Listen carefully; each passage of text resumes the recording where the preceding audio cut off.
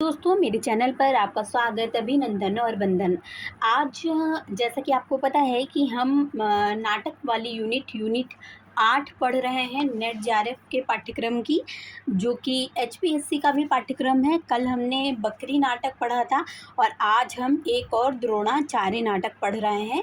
और आज हम संक्षिप्त ही पढ़ेंगे क्योंकि कल मैंने 2 घंटे की वीडियो डाली थी और किसी ने भी उसको देखा नहीं। तो इतनी मेहनत करने के बाद में भी अगर लोग देखते नहीं हैं तो फिर थोड़ा-सा अच्छा नहीं लगता है। इसीलिए मैंने सोचा कि शॉर्ट में ही डालती हूँ, क्योंकि लोगों को शॉर्ट में ही चाहिए।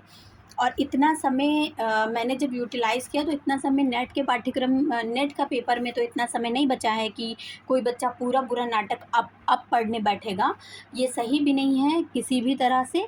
लेकिन शुरू का मेरा जो नाटक था अगर वो उतना देखता तो उसके लिए बहुत ही बेनिफिशियल रहता, उसको रिवीज़न हो जाता। लेकिन एचपीएससी जो लोग देने जा रहे हैं उनके लिए तो ज़रूरी है कि वो पूरा नाटक देखें, क्योंकि एचपीएससी वालों का कहीं से भी क्वेश्चन पूछा था उन्होंने। और इस बार भी संभावना है कि बहुत डीप प्रश्न पूछे जाएंगे।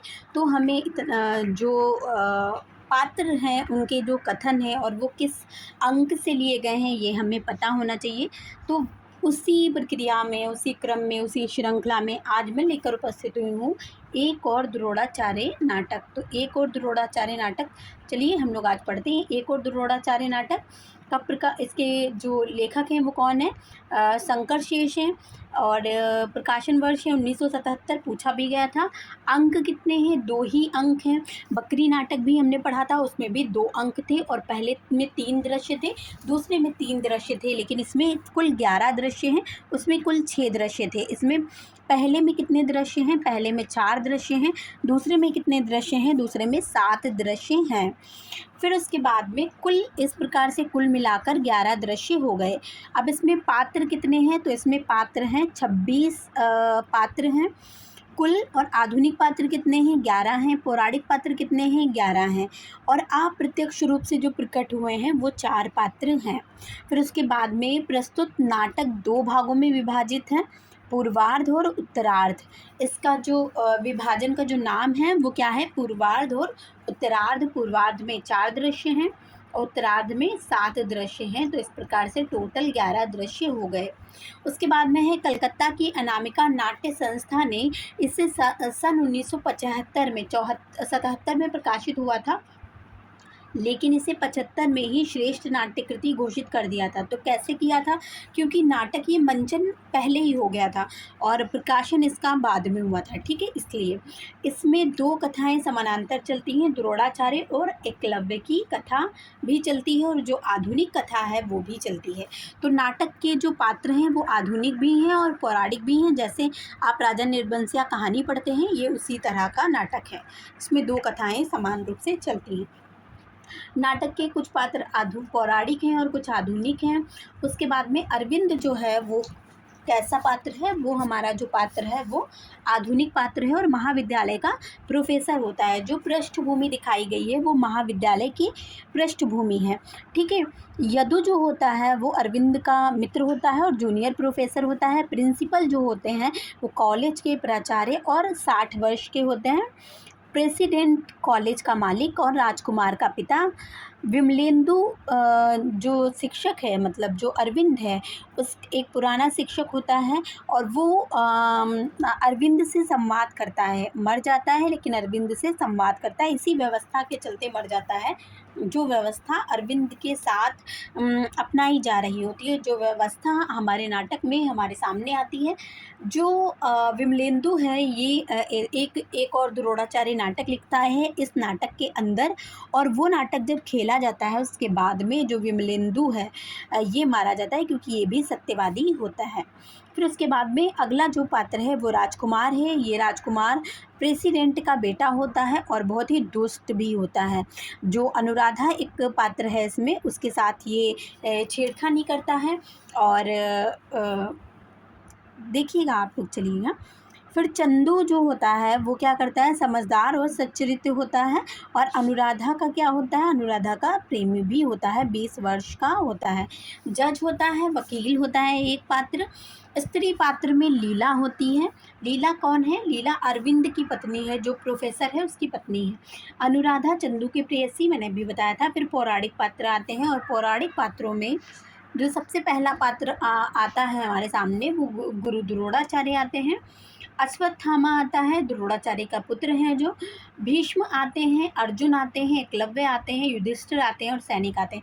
ये नाम आप बहुत अच्छे से याद रखिएगा कि भीष्म ही आते हैं, अर्जुन आते हैं, एकलव्य आते हैं, युधिष्ठिर आते हैं। क्योंकि फिर अगर आपने ये एक बार सोच लिया कि इसमें तो पांडव भी आए थे, तो उसमें नकुल, सहदेव, कोई भी नाम दे देगा और आपसे पूछेगा क्या ये आए थे, तो आपको ये बताना है नहीं आए थे। भीम भी नहीं आए थे, ठीक है, भीम भी नहीं आए थे। कन्फ्यूज़न मत क्रिएट करिएगा। एक बार किसी कॉलेज एडेड परीक्षा में इस तरह का एक प्रश्न बना था कि जो भीम हैं वो इस नाटक में आए हैं कि नहीं आए, तो भीम नहीं आए बल्कि भीष्म आए हैं, ठीक है। चलिए चलते हैं आगे। तो आगे स्त्री पात्र में जो पौराणिक हैं वो कौन कौन से हैं। कृपि है, द्रोणाचार्य की पत्नी, और गुरु और शिष्य के रिश्तों में टकराहट है इस नाटक में, और द्रोणाचार्य के रूप में वर्तमान विसंगति का चित्रण है। अध्यापक के अस्तित्व की समस्या है। शिष्टाचार व्यवस्था में व्याप्त अनाचार है। भ्रष्टाचारी शिक्षण व्यवस्था है। पौराणिक और आधुनिक कथा का समन्वय है। और नाटक का जो उद्देश्य है वो क्या है, इस नाटक के द्वारा वर्तमान शिक्षा में व्याप्त, एक सेकेंड, वर्तमान, इसको थोड़ा सा मैं बढ़ा कर लेती हूँ। वर्तमान शिक्षा में व्याप्त क्या है, भ्रष्टाचार, पक्षपात, राजनीतिक घुसपैठ, आर्थिक और सामाजिक दबावों के चलते निम्न मध्यवर्गीय व्यक्ति के असहाय और बेबस चरित्र का उद्घाटन हुआ है। नाटक का उद्देश्य केवल पौराणिक गाथा को दोहराना नहीं, किंतु उसके माध्यम से किसी सूक्ष्म से सूक्ष्मतर मानवीय सत्य को खोजना है। मानव के अंतस में गहन अंधेरे में बैठकर उस बिंदु को छूकर एक ऐसी पौराणिक हलचल मचा देना है जिससे व्यक्ति उन पौराणिक घटनाओं को नए संदर्भ में देखने और समझने को स्वीकार करने की कोशिश करे। नाटक मूलतः दो समस्याओं को लेकर चला है। कौन कौन सी, शिक्षा व्यवस्था में व्याप्त अनाचार और वेतनभोगी मध्यवर्गीय जीवन में जीने वाले अध्यापक का अस्तित्व। ये दो चीज़ें लेकर चला है नाटक। नाटक का जो देश काल है वो क्या है, नाटक का आरंभ एक संध्या से होता है। यहाँ लीला द्वारा लाइट जलाने से पता चलता है। उत्तरार्ध का आरंभ दिन में ही घटित होता है, क्योंकि फ़ोन पर श्रीमती लीला शुक्ला के घर आम का अचार लाने के लिए चपरासी को भेजने की बात करती हैं। तृतीय दृश्य जो है वो दृश्य भी दिन का ही है। उत्तरार्ध दूसरे के दृश्यारंभ के में चारों ओर सन्नाटा और रहस्यमय संगीत के साथ विमलेंदु की शरीराकृति उभरने से है। तीसरे दृश्य की योजना से जुड़ी है। और चौथा दृश्य पुनः रात्रि काल का है, क्योंकि यहाँ भी विमलेंदु प्रेत का अरविंद के साथ जेल में वार्तालाप आयोजित होता है। पांचवें दृश्य में अदालत है। कौन से दृश्य में अदालत है, पांचवें दृश्य में, याद रखिएगा, जो दिन में ही संभव है। छठा दृश्य में जेल रात्रि का है, और सातवां दृश्य दिवसकालीन का है, क्योंकि महाभारत युद्ध सांध्य उपरांत नहीं चला करता। फिर अंतिम दृश्य जो है वो जेल का ही है। नाटक का जो मंचन है वो इप्टा के उद्देश्य गद्य समानता के कारण डॉक्टर शंकर शेष के एक और द्रोणाचार्य का मंचन 79 बार हो चुका है, ठीक है, 79 बार इप्टा के उद्देश्यगत समानता के कारण डॉक्टर शंकर शेष का ये जो नाटक है इसका 79 बार मंचन हो चुका है। 28 अक्टूबर के डॉक्टर शंकर शेष की पुण्यतिथि पर इप्टा पुनः उनके नाटक एक और द्रोणाचार्य का मंचन किया, ठीक है। फिर उसके बाद में बम्बई में इप्टा नाट्य संस्थान ने 28 अक्टूबर 1993 को बम्बई मंत्रालय में यशवंत चौहान केंद्र में एक और द्रोणाचार्य एक अलग प्रकार का सफल प्रयोग हुआ। डॉक्टर शंकर शेष के स्मृति समारोह के अवसर पर एक और द्रोणाचार्य नाटक प्रस्तुत किया गया। नाटक का सारांश क्या है देख लेते हैं। नाटक का सारांश है कि परिवार के भाई बहनों का दायित्व स्थितियाँ प्रोफेसर अरविंद के माध्यम से निम्न मध्यवर्गीय परिवार की आर्थिक स्थितियों का खुलासा करता है। प्रोफेसर अरविंद का साथी अध्यापक नन्ही आर्थिक स्थितियों का वास्ता देकर प्रोफेसर अरविंद के आदर्श का थोथा दम्भ ढोने से मना करता है। माँ कैंसर से अस्पताल में पड़ी हैं, विधवा बहन घर हर पहली तारीख पर तुम्हारे मनी ऑर्डर का इंतज़ार करती है, लड़के को क्या है, मेडिकल भेज रहा है, इन की तरफ भी देखो, छोड़ो या सिद्धांत उद्दांत की मूर्खता। कौन कहता है ये? यदु कहता है। फिर प्रेसिडेंट का पुत्र राजकुमार चाकू रख कर अपनी धौंस पूरी नकल करता है और प्रोफेसर अरविंद उसे पकड़ तो लेते हैं, किंतु उसका केस यूनिवर्सिटी को रिपोर्ट करें या ना करें, इसी द्वंद्व से नाटक की मुख्य समस्या आगे बढ़ती है। प्रोफेसर अरविंद पर जिस तरह के दबाव पड़ते हैं वे सब इस समस्या से दूसरे पहलू हैं। प्रेसिडेंट का लड़का, इस कारण उसके इस हरकत से उसे छोड़ दिया जाता है। प्रेसिडेंट का लड़का होता है लेकिन फिर भी उसे छोड़ दिया जाता है। फिर उसके बाद उसके पास ही अरविंद का छात्र जो अत्यंत मेधावी है, उसने नकल भी नहीं की, फिर भी किसकी बात यहाँ पे हो रही है? चंदू की बात हो रही है। और क्योंकि उसके पास अंतिम समय में वह नकल मिली थी, चंदू के पास वह उड़कर नकल आई थी। वह नकल की चिट्ठी शिक्षक को देना ही चाहता था, लेकिन उसके पहले ही उसे पकड़ लिया जाता है। जिसने नकल की उसे ना पकड़ते हुए दूसरे लड़के को उस नकल के अपराध में रेस्टिकेट किया करके उसकी रिपोर्ट यूनिवर्सिटी को भेज दी जाती है। इस घटना से अरविंद पूरी तरह आहत हो जाता है। उसे लगता है कि सच का साथ देना चाहिए, अर्थात चंदू का साथ देना चाहिए, और जो दूसरे छात्रों के साथ मिलकर न्याय मांगता है। प्रोफेसर अरविंद का साथ नहीं देते कि उन्हें तरह तरह से प्रेसिडेंट की प्रताड़ना सहनी पड़ती है। प्रेसिडेंट इस बात का लाभ उठाकर सभी अध्यापकों को किसी न किसी तरह अपना निशाना बनाएगा। प्रिंसिपल इसलिए प्रोफेसर अरविंद और उसकी पत्नी पर दबाव डालता है कि वह प्रेसिडेंट को खुश रखकर स्टाफ को डीए की किश्त दिलवाना चाहता है। नकल को पकड़ना अध्यापक के लिए खास चुनौती भरा काम हो गया है। नकल को पकड़ने के कारण ही प्रोफेसर विमलेंदु की हत्या कर दी जाती है, जिससे उसके सभी साथियों में नकल को पकड़ने का हौसला नहीं रह जाता। हर बार विमलेंदु अरविंद को यादों में आता है और उसे समझाता है कि तुम यदि सच्चाई का साथ मत दो नहीं तो तुम्हारे और तुम्हारे परिवार की यही हालत होगी। झूठ का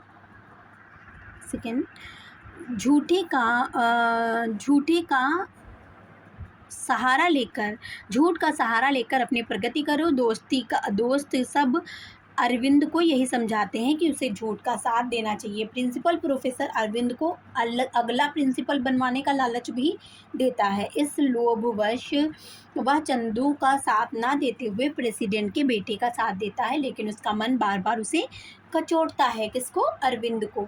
चंदू बड़े शातिर ढंग से कहता है, आप चाहें जो समझें, यह लड़ाई हमारे लिए जीवन मरण का प्रश्न है। जो हमारे साथ नहीं है उसे अपने विरुद्ध मानते हैं। दूसरी कथा द्रोणाचार्य नाटक में चलती है, जो विमलेंदु अरविंद को कह रहा है, और विमलेंदु अरविंद को क्या कहता है कि द्रोणाचार्य ने किस तरह अर्जुन को विश्व का सबसे बड़ा धनुर्धर बना दिया था। एकलव्य का गुरु दक्षिणा में अंगूठा मांग लिया था ताकि एकलव्य अर्जुन से बढ़कर धनुर्धर विद्या में पारंगत ना हो। इस व्यवस्था से किस तरह चंदू जैसे एकलव्य जैसे मेधावी छात्रों को पीछे ढकेल दिया जाता है। मतलब चंदू किसका प्रतीक है? एकलव्य का प्रतीक है। राजकुमार अनुराधा नामक उसी कॉलेज की छात्रा का बलात्कार करने की कोशिश करता है। अरविंद अपने आंखों से देखता है और उस घटना का गवाह अरविंद है। अरविंद को लगता है कि इस बार तो कम से कम मैं अनुराधा का साथ दूंगा। अनुराधा अपने घर वालों का विरोध में जाकर न्याय मांग रही है तो उसे लगता है कि अरविंद उसका साथ देंगे। लेकिन अनुराधा का प्रेमी चंदू है जो अनुराधा को न्याय मांगने के लिए प्रेरित करता है। अनुराधा को तो पहले अरविंद कहता है कि मैं सच्चाई का साथ दूंगा, किंतु जैसे ही फ़ोन की घंटी बजती है और प्रेसिडेंट बताता है कि अनुराधा के पिता ने 5,000 रुपये देकर सारा मामला रफा दफा कर दिया है, तब क्या होता है, वो अपनी बात से पलट जाता है। अनुराधा के पिता घटना को बढ़ाना नहीं चाहते और प्रेसिडेंट बढ़ा देना चाहते और प्रेसिडेंट बढ़ा देना नहीं चाहते, मतलब प्रेसिडेंट को वो रिपोर्ट देना नहीं चाहते हैं, मतलब प्रेसिडेंट के खिलाफ। इस घटना के विचारों में खोया हुआ अरविंद सोच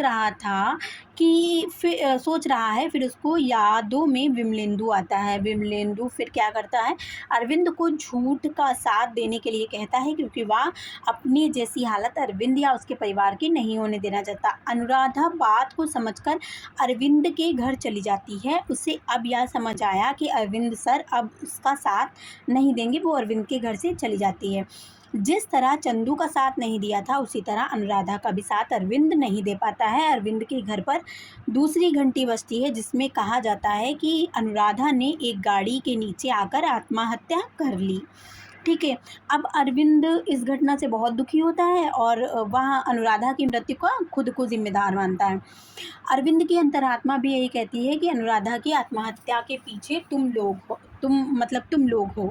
अरविंद की अंतरात्मा भी यही कहती है कि तुम आधुनिक काल के द्रोणाचार्य हो, अनुराधा चंदू जैसे शिष्यों के गुरु दक्षिणा में अंगूठा ले रहे हो। प्रेसिडेंट की पहाड़ी से गिरकर मृत्यु हो गई और इस केस में अरविंद को दोषी माना गया, क्योंकि प्रेसिडेंट के अंतिम समय में वह उसके साथ ही था। प्रेसिडेंट की मृत्यु का केस बनकर अदालत जाता है और अदालत में अरविंद की हाजिर किया जाता है और गवाह के रूप में किसको उपस्थित किया जाता है, चंदू को उपस्थित किया जाता है। चंदू सच बोलता है। नाटक के चंदू कहीं पर भी झूठ का सहारा नहीं लेता। वह कहता है कि अरविंद सर वहीं थे, लेकिन उन्होंने नहीं धकेला। यहाँ पे लिखा है उन्होंने नहीं धकेला, ऐसा वो नहीं कहता। वो कहता है लेकिन मैंने उन्हें धकेलते हुए नहीं देखा, लेकिन वो वहीं पर थे। और फिर जब वकील जो है वो पूछता है कि क्या तुम ऐसा नहीं करना चाहते थे, क्या तुम उससे धकेलना नहीं चाहते थे, क्या तुम्हारी अंतरात्मा तुम्हें कचोट नहीं रही थी, तो जो अरविंद है वो भी कहता है हाँ मैं ऐसा चाहता था, लेकिन मैंने उसे नहीं मारा, लेकिन फिर भी उसको सज़ा मिलती है। दूसरी द्रोणाचार्य की घटना में, जिसमें अश्वत्थामा अपने माता पिता से पूछ रहा है कि आपने मुझ पर ऐसे संस्कार क्यों किए हैं, क्योंकि द्रौपदी का वस्त्र हरण हो रहा था तो मैं चुप क्यों बैठा रहा, मैंने क्यों कुछ नहीं कहा, सब लोग चुप क्यों रहे। माता कहती है कि तुम क्यों चुप रहे। तब अश्वत्थामा कहता है कि आप लोगों ने संस्कार ही ऐसे दिए, मैं दरबार में सबसे विद्रोह ना कर सका। गुरु चुप रहेंगे तो शिष्य भी उसी तरह का व्यवहार करने वाले हैं। गुरु का दायित्व बनता है कि अपने शिष्य को अच्छी शिक्षा दे। फिर ये दिखा रहे हैं कि मतलब शिष्य तो अच्छे थे, लेकिन शिष्य का साथ ही नहीं दे पाया गुरु। फिर उसके बाद में प्रश्न यहाँ है कि प्रोफेसर अरविंद सब कुछ जानते हुए भी अपने आदर्शों की बलि क्यों देता है, क्यों वह इस मक्कार व्यवस्था का अंग बन जाता है। वस्तुतः वह और उसका परिवार जिस ऐशो आराम की ज़िंदगी का अभ्यस्त हो चुका है, उसके छिन जाने का भय उसे सालता रहता है। वह इन सब सुविधाओं को छिन जाने की कल्पना मात्र से घबरा जाता है। जब उसकी पत्नी लीला उससे सब पूछती है नौकरी छूटने का मतलब समझते हो, तब अरविंद का उत्तर इसी वस्तु स्थिति का चित्रण करता है। हाँ समझता हूँ, तुम्हारा बंगला छिन जाएगा, टेलीफोन कट जाएगा, मुफ्त के चपरासी नहीं रहेंगे, तुम प्रिंसिपल की औरत नहीं कहलाओगी। इन्हीं सब स्थितियों के चलते प्रोफेसर अरविंद व्यवस्था से समझौता कर लेते हैं। इस व्यवस्था को जो सामने लाती है संघ आधुनिक न्याय व्यवस्था की विसंगति को दर्शाता है। प्रोफेसर अरविंद को यह व्यवस्था सालती है कि जब चंदू जानता था कि मैं अपराधी नहीं हूँ, खूनी नहीं हूँ, मैंने प्रेसिडेंट की हत्या नहीं की, तो उसके शिष्य चंदू ने झूठ क्यों बोला। विमलेंदु का तर्क है कि चंदू ने तुम्हें दोषी नहीं बताया, केवल इतना कहा हो सकता है वह ठीक वैसा ही है जैसा द्रोणाचार्य के साथ हुआ था, जब युधिष्ठिर ने अश्वत्थामा की मृत्यु के संबंध में नर व कुंजरों कहा कहा था, ठीक है। जब अश्वत्थामा जब युद्ध लड़ा जा रहा था और युद्ध में गुरु द्रोण और युधिष्ठिर और सब लोग जब लड़ रहे थे, तो वहाँ पे किसी ने कहा कि अश्वत्थामा मारा गया है। तो गुरु द्रोणाचार्य चूँकि पिता थे, तो उन्होंने कहा कि वो जो अश्वत्थामा मारा गया है वो नर था, क्योंकि उस समय एक नर भी था और एक कुंजर भी था अश्वत्थामा। तो उन्होंने कहा नर था वो कि कुंजर था।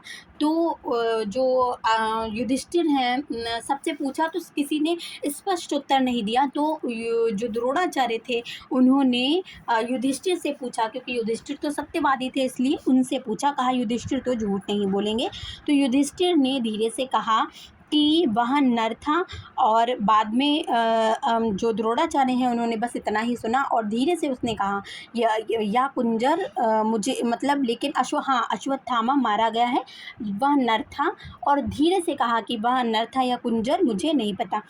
तो उन्होंने कहा कि युधिष्ठिर ने भी उस समय झूठ नहीं बोला था, लेकिन ठीक इसी तरह ये भी जो है इसने भी चंदू ने भी झूठ नहीं बोला है, ठीक है। अश्वत्थामा का नाम हाथी मरा या पुत्र, ये भी युधिष्ठिर ने स्पष्ट नहीं बताया था, और इसलिए जब युधिष्ठिर को मतलब वो सत्यवादी कह सकते हैं, तो अश्वत्थामा भी चंदू भी सत्यवादी था। पूर्वार्ध के पहले दोनों दृश्य वर्तमान कालीन कथा से जुड़े हैं, जबकि तीसरा और चौथा दोनों दृश्य पूर्व दिप्ति पद्धति महाभारत कालीन द्रोणाचार्य संबंधी कथा को प्रक्षेपित करते हैं।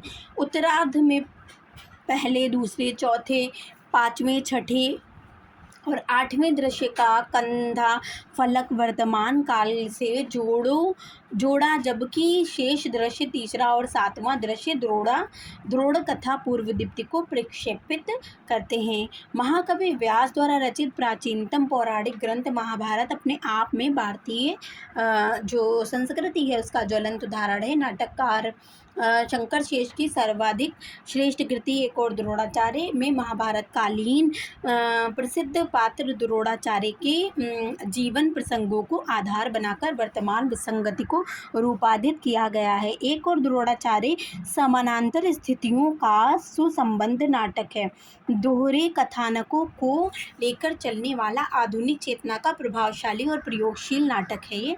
इस प्रकार अरविंद और द्रोणाचार्य की समस्या एवं संघर्ष के धरातल पर समानता दिखाई देती है। यहाँ नाटककार ने अरविंद को एक और द्रोणाचार्य साबित किया है। तू किस बात का प्रोफेसर, तू द्रोणाचार्य है। व्यवस्था और सत्ता कूड़ों से पिटा हुआ द्रोणाचार्य इतिहास की धार में लकड़ी की ठूंठ की तरह बहता हुआ वर्तमान की कगार से लगा हाँ तू द्रोणाचार्य है। एक और द्रोणाचार्य ये कहता है, फिर कहता है शिक्षा व्यवस्था में परीक्षा प्रणाली कितनी दोषपूर्ण और बेमानी हो चली है, इसकी अभिव्यक्ति नाटक में की गई है। इस नाटक के माध्यम से वर्तमान युगीन व्यवस्था से पीड़ित शिक्षक की विडंबना को दर्शाते हुए उसकी नपुंसकता बुद्धिवादिता का यथोचित चित्रण किया गया है। डॉक्टर सुनील कुमार लौटे जी लिखते हैं कि एक और द्रोणाचार्य कथ्य और शिल्प की नवीनता को लेकर उपस्थित होने वाला ऐसा प्रगतिशील नाटक है जिसमें मंचन की संभावनाएं निहित हैं। निर्देशक के लिए अनेक सुप्त संकेतों से युक्त यह नाटक स्वतंत्रोत्तर नाटक के इतिहास में शिल्प और शैली वैचित्र्य के कारण एक अलग महत्व रखता है। ये आपका नाटक हो गया एक और द्रोणाचार्य। यहीं पर हमारा नाटक समाप्त होता है। कैसा लगा आपको नाटक ज़रूर बताइएगा। धन्यवाद।